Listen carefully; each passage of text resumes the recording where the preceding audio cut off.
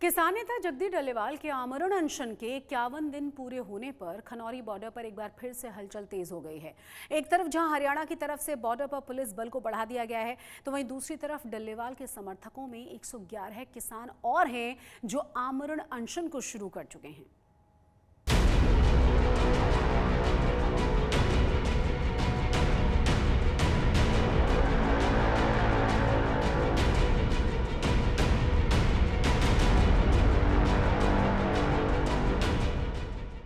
MSP समेत अन्य 13 मांगों को लेकर खनौरी बॉर्डर पर एक बार फिर किसानों का आंदोलन तेज हो गया है। किसान नेता जगजीत डल्लेवाल के आमरण अनशन के 51वें दिन आंदोलन कर रहे किसान संगठनों के द्वारा केंद्र सरकार पर दबाव बनाने के लिए नई रणनीति अपनाई गई है, जिसके तहत मोर्चे में शामिल 111 किसानों ने काले कपड़े पहनकर खनौरी बॉर्डर पर एक नया आमरण अनशन शुरू कर दिया।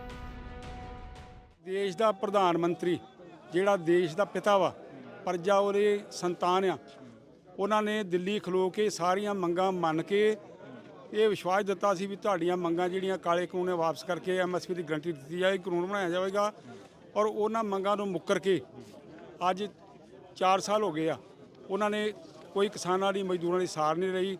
उस मजबूरी दे विच जिहड़ियां मंगां मनाउण वास्ते जिहड़े आ 111 बंदे लैके सरदार जगजीत सिंह डल्लेवाल के मरण की सपोर्ट विच ये मरण वर्त ते बैठ रहे हैं। 111 किसानों का ये जत्था जिस जगह आमरण अनशन पर बैठा है वो हरियाणा पुलिस की बैरिकेडिंग से करीब 200 मीटर पहले है। ये सभी किसान खुले आसमान के नीचे सड़क पर बैठकर शांतिपूर्वक तरीके से अनशन कर रहे हैं। किसान संगठनों की तरफ से मंगलवार को ही इस आमरण अनशन को लेकर सूचना दे दी गई थी, जिसके बाद आज सुबह से ही बॉर्डर पर हरियाणा पुलिस के जवानों को भारी संख्या में तैनात कर दिया गया था।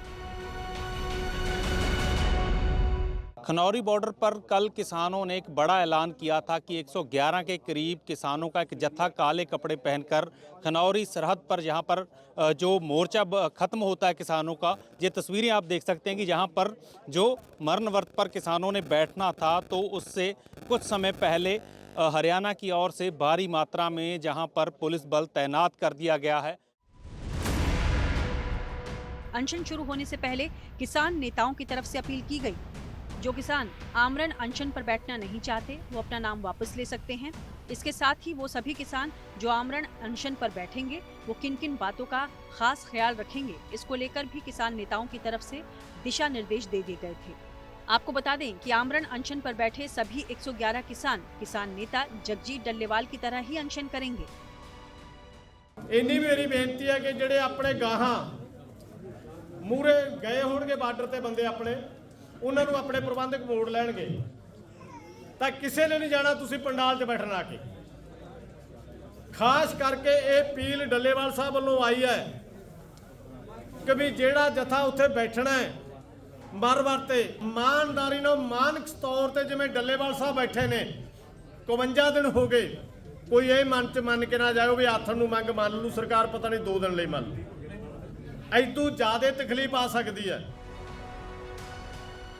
दूसरी तरफ आमरण अनशन के 51वें दिन किसान नेता जगजीत डल्लेवाल की हालत बेहद नाजुक बताई जा रही है। किसान नेता अभिमन्यु कोहाड़ के अनुसार डल्लेवाल को लगातार उल्टियां हो रही हैं। आज सरदार जगजीत सिंह डल्लेवाल जी के आमरण अनशन का 50वां दिन है और उनकी सेहत बहुत ही ज़्यादा नाजुक है। पिछले 48 घंटे में सेहत काफ़ी बिगड़ी है। जो नॉर्मल पानी पी रहे हैं पिछले 50 दिनों से, वो पानी भी अब उनके शरीर के अंदर जाना बंद हो गया है। तो बड़े दुख के साथ ये बात हमें कहनी पड़ रही है कि पिछले 48 घंटे से जो पानी भी पीते हैं, जितना पानी पीते हैं उतना ही पानी बाहर आ रहा है। उनके शरीर ने कुछ भी एक्सेप्ट करना बिल्कुल बंद कर दिया है। किसानों का कहना है कि केंद्र सरकार जानबूझकर उनकी मांगों के खिलाफ इस तरह का नैरेटिव बना रही है कि जिससे लोगों को ये लगे कि किसानों की मांगे नाजायज हैं। लगातार एक प्रोपोगंडे के तहत बीजेपी के लोग इस तरीके की बयानबाजी कर रहे हैं। वो MSP से क्या नुकसान हो जाएगा, किस तरीके से क्या चीजें हो जाएंगी, उसको लेके कोई नैरेटिव बिल्डअप करने की कोशिश कर रहे हैं। हमने उनसे कई बार ये कहा कि जो आपकी अथॉरिटी है इस विषय पे, चाहे वो कृषि मंत्रालय हो, चाहे कृषि मंत्री हो या अन्य माननीय मंत्रीगण हो, वो बैठ के खुली बहस कर ले, किसान नेताओं के साथ एक खुली बहस कर ले में जो एक ये डेडलॉक उन्होंने बनाया हुआ है कि वो बात भी नहीं करना चाह रहे हैं, इस डेडलॉक को तोड़ के वो खुली बहस कर ले पूरे देश के सामने। पूरे देश, उसके बाद देश तय कर लेगा कौन सही कह रहा है, कौन गलत कह रहा है। इस बीच सुप्रीम कोर्ट ने सुनवाई के दौरान एक बार फिर किसान नेता जगजीत सिंह डल्लेवाल के स्वास्थ्य को लेकर चिंता जताई। साथ ही पंजाब सरकार से पिछले 15 दिन की मेडिकल रिपोर्ट जमा करवाने को कहा है ताकि एम्स के मेडिकल बोर्ड से परीक्षण कराया जा सके। खनौरी से कुलवीर सिंह के साथ आज तक ब्यूरो। आज तक संवाददाता कुलवीर सिंह ने मरण व्रत पर बैठे 111 किसानों से खास बातचीत की है। आंदोलन और उनके अनशन को लेकर उनका क्या कहना है, सुनिए।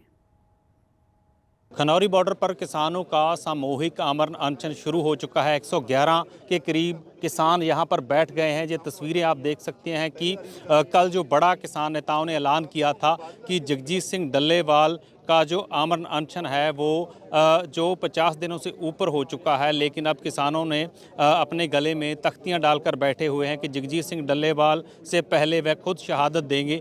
ये तस्वीरें आप देख सकते हैं कि 111 के करीब किसान हैं। किसानों में बुजुर्ग किसान शामिल हैं, नौजवान हैं और ये पूरा 111 किसानों का जत्था है जो खनौरी बॉर्डर पर जो बैठ चुका है। ये तस्वीर हम आपको दूसरी तरफ की दिखाना चाहते हैं कि जहाँ पर कि जो एक रस्सी लगाई है जिसको लेकर किसानों और पुलिस के बीच सहमति बनी है कि किसान इसके आगे नहीं जाएंगे। तो ये जो रस्सी है इसके आगे अब किसान नहीं जाएंगे। जो पुलिस प्रशासन हरियाणा के साथ किसानों की सहमति बनी है, इस तरफ बड़ी गिनती में जो पुलिस बल है वो तैनात किया गया है और दूसरी तरफ जो किसानों का सामूहिक आमरण अनशन है उसकी शुरुआत है जो हो चुकी है। किसानों से बात करते हैं, किस तरह देखते हैं कि आप बिल्कुल किस तरह शुरू हो चुका है आपका जो आमरण अनशन, यहाँ पर बैठे हैं, किस तरह की बात हुई है पुलिस प्रशासन के साथ? बड़ा अमन शांति नाल है, जिथे तक असीं आउणा चाहुंदे उत्थे पहुँच गए। इत्थे शांति नाल बैठांगे, प्रोटेस्ट करांगे। जिन्ना चਿਰ ਸਾਡੀਆਂ ਮੰਗਾਂ ਮੰਨੀਆਂ ਨਹੀਂ ਜਾਂਦੀਆਂ उन्ना चਿਰ ਅਸੀਂ ਇਹਨੂੰ ਖਤਮ नहीं करांगे। ਜੇਕਰ ਸਾਥੋਂ ਬਾਅਦ ਹੋਰ ਵੀ 100/100 किसान बैठे रहणगे, साडी डेथ होगी तो उत्थों बाद वो बैठे जाएंगे। तो जब जगजीत सिंह डल्लेवाल बैठे थे तो काफ़ी तैयारी उन्होंने अपनी ज़मीन वगैरह जो एक एफिडेविट भी उन्होंने साइन किया था, तो उस तरह की तैयारी 111 किसानों ने कर ली है क्योंकि काफ़ी परिपक्वता चाहिए आमरण अनशन पर बैठने के लिए। नहीं, वो किसानों ने फैसला लिया ना, वो कहते डल्लेवाल क्यों मरन, असीं मरांगे। साडी वास्ते डल्लेवाल क्यों मरन, असीं मरांगे। जे असीं मरांगे तां साडा ही फैसला। तो और किसानों से बात करते हैं। सर, किस तरह देखते हैं कि नौजवान भी हैं, बुज़ुर्ग भी हैं, तो काफ़ी हम देख रहे हैं कि जो आमरण अनशन में जो सामूहिक शुरू हुआ है बुज़ुर्ग भी काफ़ी हैं, तो किस तरह की जो आगे की तैयारी है आपकी? देखो, तैयारी ये है जो हमारे जत्थे हैं पिछसे, जेकर हमारी साथ होती है तो इसको बाद 111 का जत्था और आके जहाँ मरण व्रत पर बैठेगा।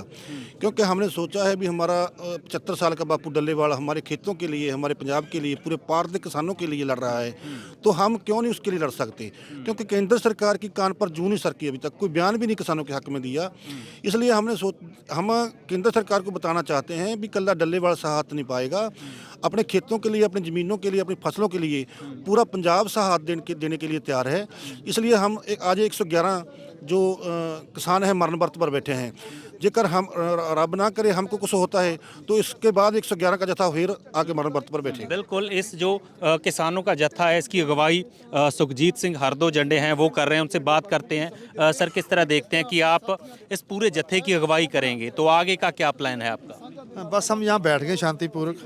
यहाँ शांतिपूर्ण जो हमारा जो मरण व्रत शुरू हो चुका है, इसको सज्जे ढंग से अपने सभी किसानों को बैठने की, उनको पानी वगैरह की, ये सारी स्थिति जो है उसका मैं अभी आंकलन करूँगा थोड़ी देर में। जैसे जहाँ शांति होगी थोड़ी, तो रात को सोने का कैसे कंबल वगैरह का बंदोबस्त करेंगे।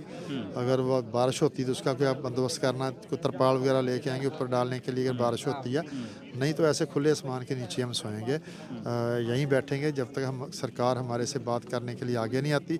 जो हमारी प्रवानगी मांगे हैं उनको मानने के लिए तैयार नहीं होते। लेकिन खुला आसमान है ऊपर और नीचे भी सर्दी काफ़ी है लगातार, तो इसको लेकर आप क्या देखते हैं? क्योंकि बुजुर्ग किसान भी हैं, किसी ने क्योंकि अब से खाना छोड़ दिया है तो आगे काफ़ी मुश्किल आने वाली है, उसको लेकर कैसी तैयारी है? ये सब कुछ हमने जो जितने वॉलंटियर तैयार किए हैं सब सोचने के बाद ही हमने जो इनको यहाँ पे लाए हैं। 500 से ऊपर किसानों का नाम थे, उसमें से 111 का चयन किया गया जो मेंटली पूरी तरह स्ट्रॉन्ग हैं बाकी भगवान के हाथ में होता है। जब आप अच्छे काज के लिए लड़ाई लड़ते हैं तो ऑटोमेटिकली भगवान का आशीर्वाद आपके सिर पे रहता है। आप ये सोचो, जगजीत सिंह डल्लेवाल इक्यावन दिन में है, कोई मेडिकल साइंस कह दे कि ये आदमी जिंदा रह सकता है 51 दिन तक, नहीं रह सकता मेडिकल साइंस के हिसाब से, लेकिन वो जिंदा है उस अकाल पुरख की कृपा से, और हमारे ऊपर उस अकाल पुरख की कृपा है, क्योंकि हम उन लोगों के लिए लड़ रहे हैं जो लोगों का हक पिछले 70 साल से इस देश की सरकारें और कारपोरेट लूट रहे हैं, उनका हक दिलाने की हमारी लड़ाई जो है वो जारी है। अरे पुलिस के साथ क्या सहमति बनी है, क्योंकि पुलिस पहले काफ़ी आगे तक आ गई थी?